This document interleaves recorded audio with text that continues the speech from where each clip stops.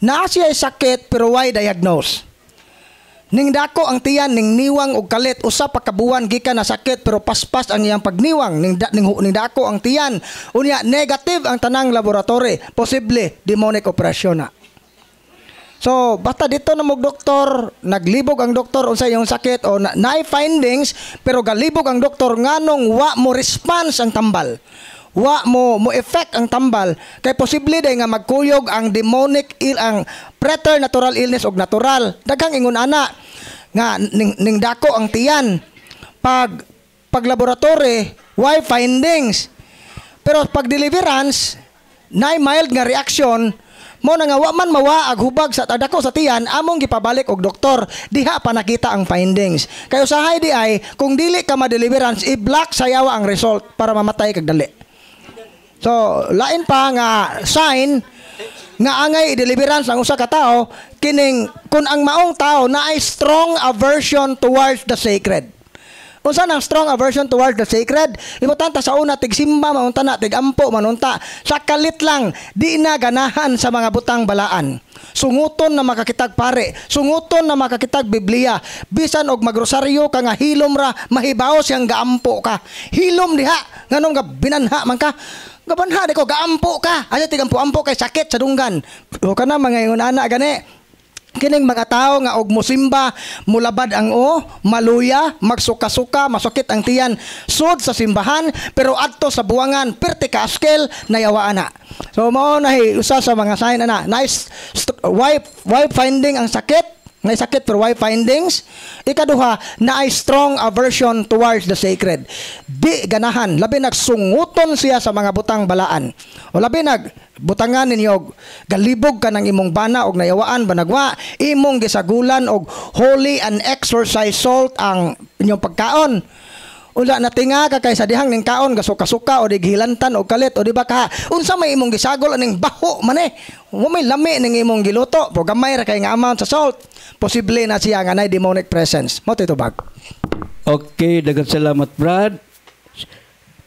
Padayon sa pangutana Brad, unsa man ang benepisyo sa mga taong nakasinati na sa deliverance prayer? Unsay benefits nga makuha, Brad? Ang benefits yun ana conversion. No, yun na. Usa sa mga sign nga naulian na ng tawhana mingbiya na ang yawa na usab ang iyang kinabuhi.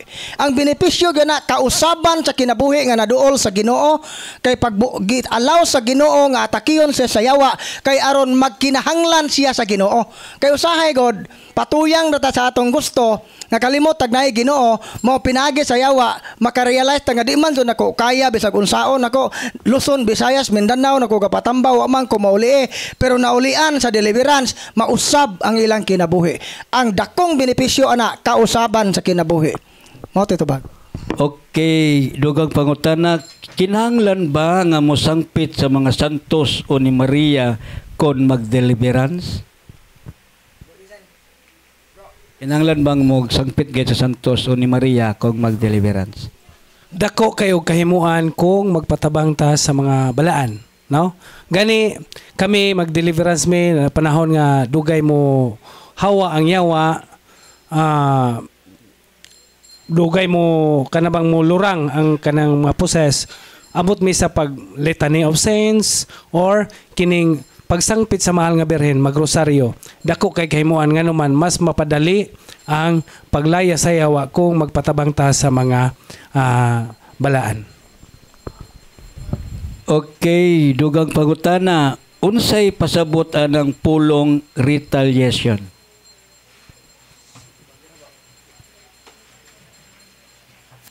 Retaliations means panimalos sa yawa.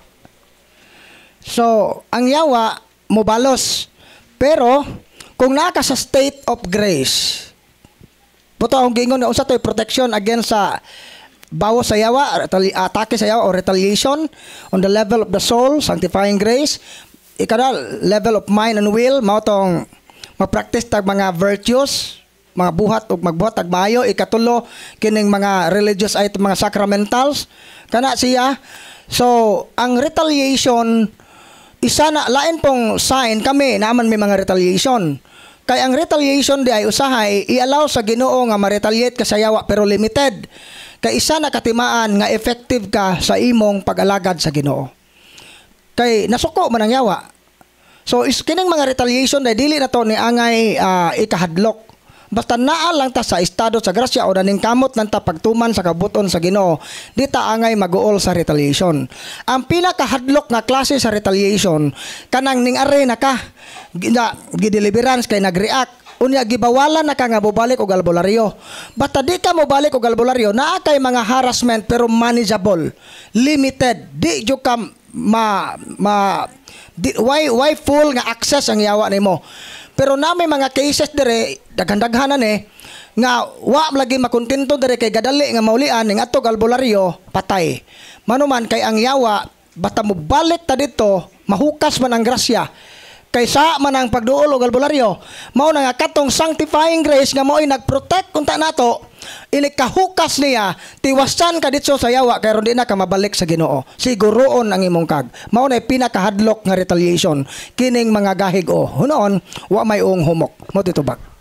Okay. Dugang pangutan na, Brad, dili ko taga Bohol. Unsaon nako pag-break ang mga occult images dito sa among bahay?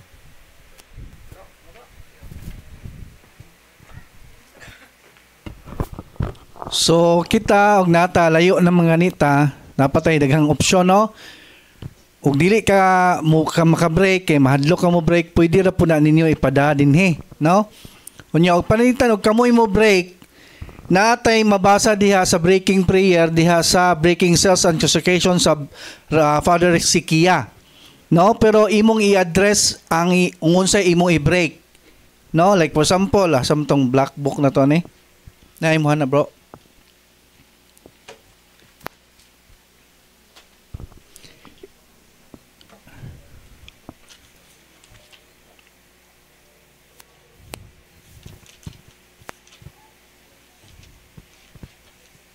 Page 76, sample lang niya. Pray to break cells and consecrations. In the name of Jesus, I break the cell around you, Manesia. So, imo siyang ibutang o panintan habak. I break the cell around these amulets. Or, pwede rin bisayaon ni mo. Ingana niyong pag-break. No?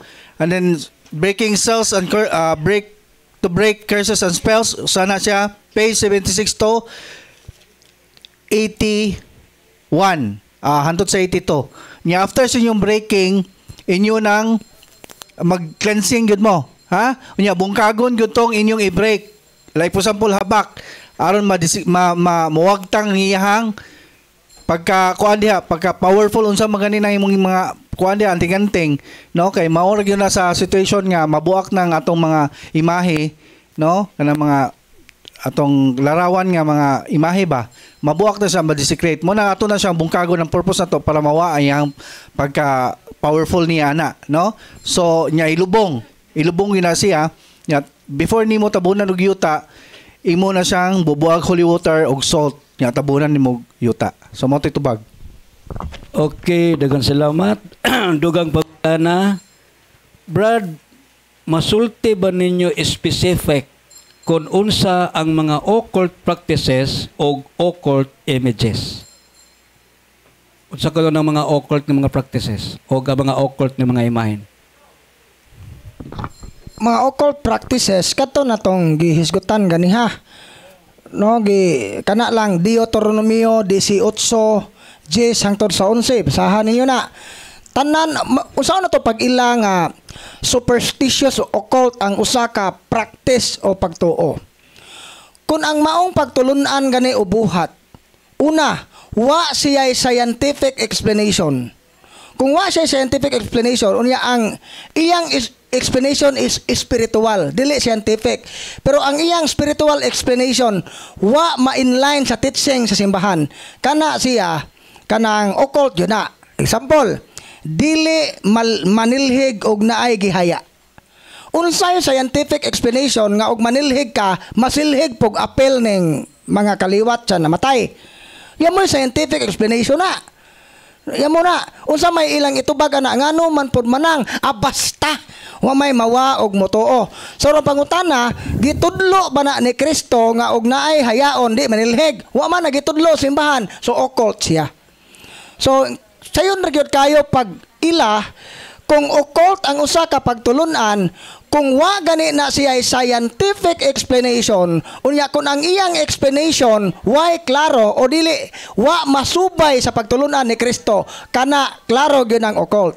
Unsa kanang mga occult images mao nay pinakalisod nato i-discern. Nganuman, kay labi na nang gitawag na tog mga curse object. Kanang curse object god, dili necessary nga occult ang iyang porma. Gani na ato'y imahin dire sa Fatima, Bamamere. Katon dire ha, imahin jud sa Fatima. Pero sukad sila nga naato nga imahin, na ning regalo nila ato nga imahin. Sukad ato pagkasal nila, nagkabisit-bisit na ilang negosyo, grabe na mga sakit sa ilang nasinati, hangtod nga naglisod jud sila sa ilang panginabuhian. Laktod na pagkasulti, ning hatod sa pagkapobre. Ilang gida dirito nga imahen, unya kay nagduda man sila nga infested gito, motong na man toy liki among gilili. Pag ukab na mo imahen ha, pero nakita na mo nga dito sod sa imahen gituyo so pagpagama. Dunay larawan, dunay picture sa ilang pamilya. Nga naay gisuwat dito sa likod nga inig kadawat nimo ani nga imahen, magsugod ang dimalas sa imong kinabuhi. So kanang curse object lisod kayo nang i-detect. Labi nagnaay mo regalo nimo kaang, mo regalo nimo og teddy-bear, posible nga og nasina nimo ng tawhana naa dito nakatangag ang curse object. So mo nang lisod kayo na i-detect. Pero kanang mga occult object, mailhan na nimo mga habak, mga amulet, kanang mga pungsoy, tanan nga mga Chinese nga mga figure, mga 7 lucky horses, unsa pa na quantum necklace, kanang tanan occult na siya, new age and pagan practices. Sayon na siya ma-detect. Pero kaning mga cursed object lisod na i-detect. Kay pwede na siyang kanang libro baka ritualan ni siya sa usa ka occult practitioners, ihatag nimo sukad nga imo ning madawat daghan na kag harassment. Mo nang pinakalisod i-detect cursed object. Pero ang mga occult dali ra na kayo.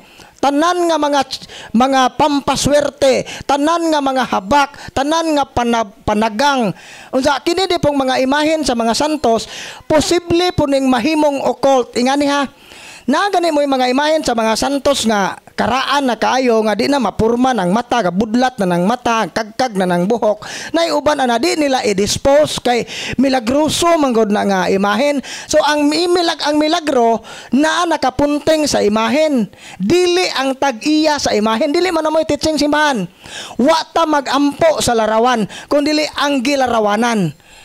Mao na nga gawas tingali kung kana nga imahen na ay relics sa santos, for example na iyang bukog na naapil na sa maong imahen, mao na nga angay gyud na natong ipaayo gyud, ipa-repair kay naamang gyud ang butang sa santos ana o iyang bukog baka first class o second class nga relics. Mao na nga milagroso gyud na siyang tinuod. Pero kanang ordinaryo nga imahen og wa na mapurma o di ba naputo na ng liog sa imo rang gipataptan og babulgam ana ayaw na kay lain ka so tan-awon. No na nga i-dispose na. So kay posible na siya nga sakyan sa daotang espiritu. No mo na tubag. Okay, og nakapaminaw mo kung na ito sa inyong balay, palyog og i-pull out, diya i-break. Okay, pangutana. Brad, unsaon nato namo pag-ila nga ang pasyente liberated na sa demonic attack?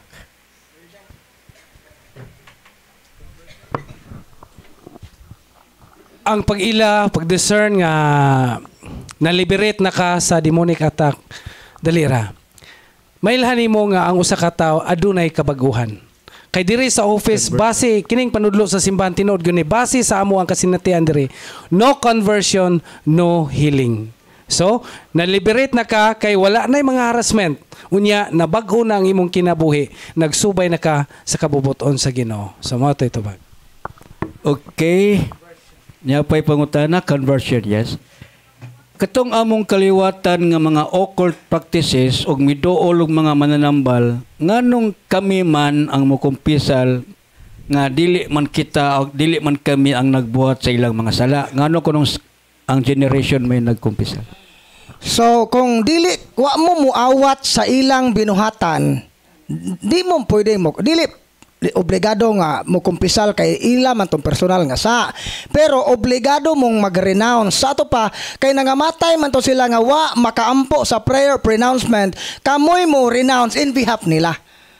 So butanta ang imong lolo albularyo unsa pero sukad sa imong pagkabata wa jud kaning sunod ana nga mga practices unsa may angay nimong ikumpisal ang imo rang personal nga sa.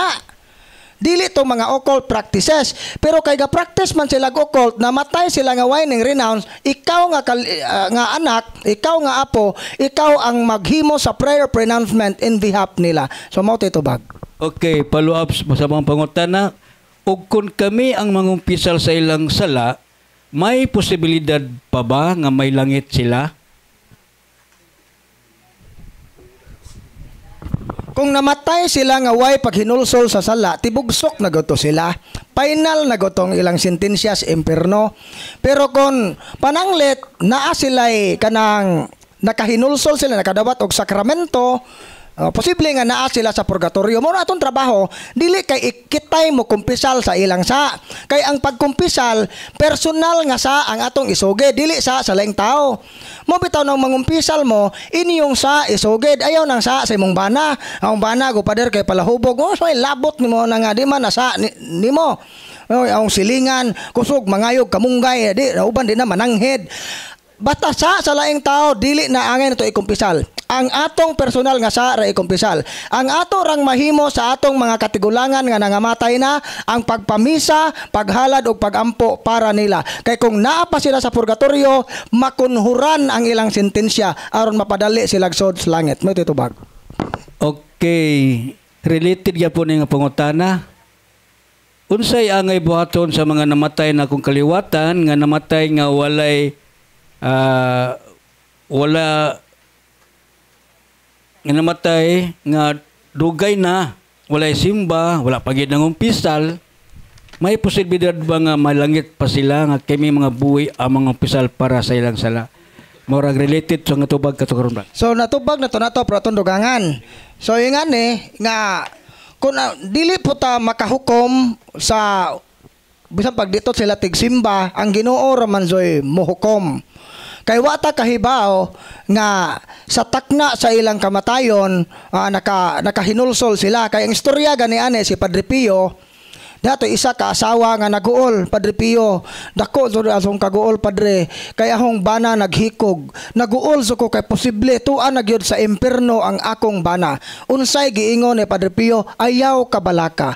Kay sa dihang ning ambak ang imong bana sa tulay, tunga sa tulay ug sa tubig, nakapangayo siya pasaylo sa Ginoo.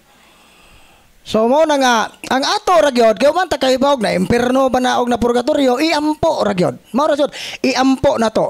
2 Macabeo kapitulo 12:45, usa ka mapuslanon og balaan nga buhat ang pag-ampo alang sa mga patay aron mapasaylo sila sa ilang mga kalapasan. Matitubag. Okay, kini ako lang ning basahon pero mura magdili ni pangutana.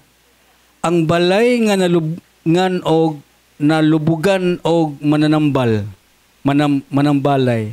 Unsa may pangutana ni? Ang balay nga nalubngan og manambalay. Unsa may pangutana ni? Gilubong diha ang manambalay? Ang mananambal mo gilubong.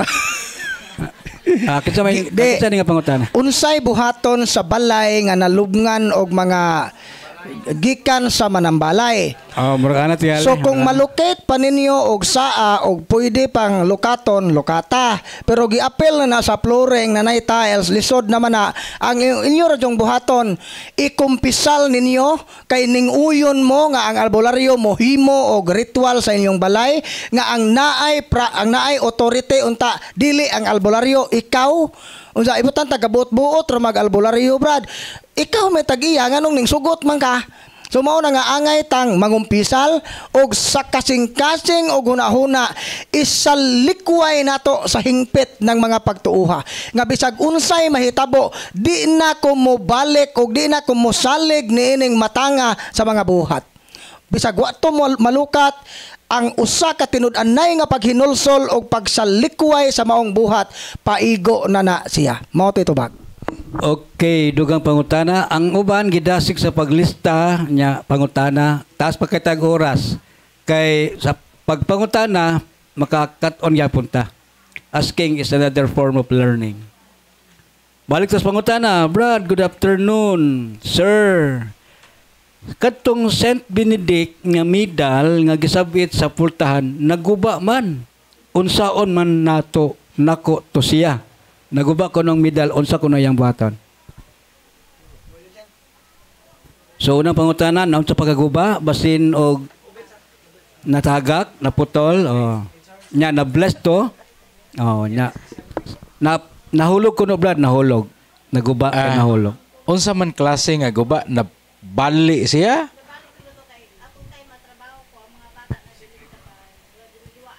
Maabot. So, napika siya. Angkan. So, tanan nga mga sacramental sila labi na ka mga estatua, mga rosary, labi na Benedictine cross. So, kung bless na siya, ma-desecrate na siya kung panahon nga ma-damage. Mabali ba na siya, maputol ba na, for example, rosary, mabugto, desecrated na siya. Ang medal, desecrated na siya. So, i-dispose na siya. Kuan. Madala pa siya og balik, nga kanang patong giingon ni Brad Sherwin nga matarong siya og balik, pwede ninyo ibalik o niya ipabless. Publishingan og usab.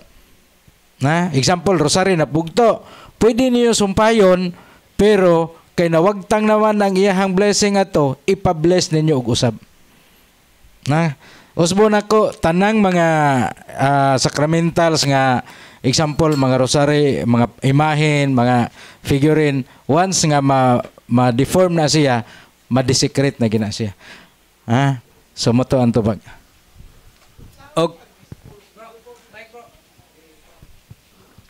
Ay Brad, saan pag-dispose? Ilubong ba na siya o ilabay? Ang pag-dispose dito pataka og labay o pataka og lubong nga naman naanay prayer. Unya, pwede niyo kuan butangan niyo og asin, magbangag mo butangag asin, butangag dili nga asin nga pantimplas kusina, katong holy salt, unya holy water, unya ampuan ra gud ninyo usa ka manamo sa imong Maria, at least kanang natay dakong pagtahod ba. Gihapon nga bisag ngunana na secret na pagkangan nga balaan na siya atong igtahod. Unya ato na siyang ibutang ngadto sa katong dili kayo medyo maagian og tao. Kanang dili matunob-tunoban, so ingon ana siya. Okay.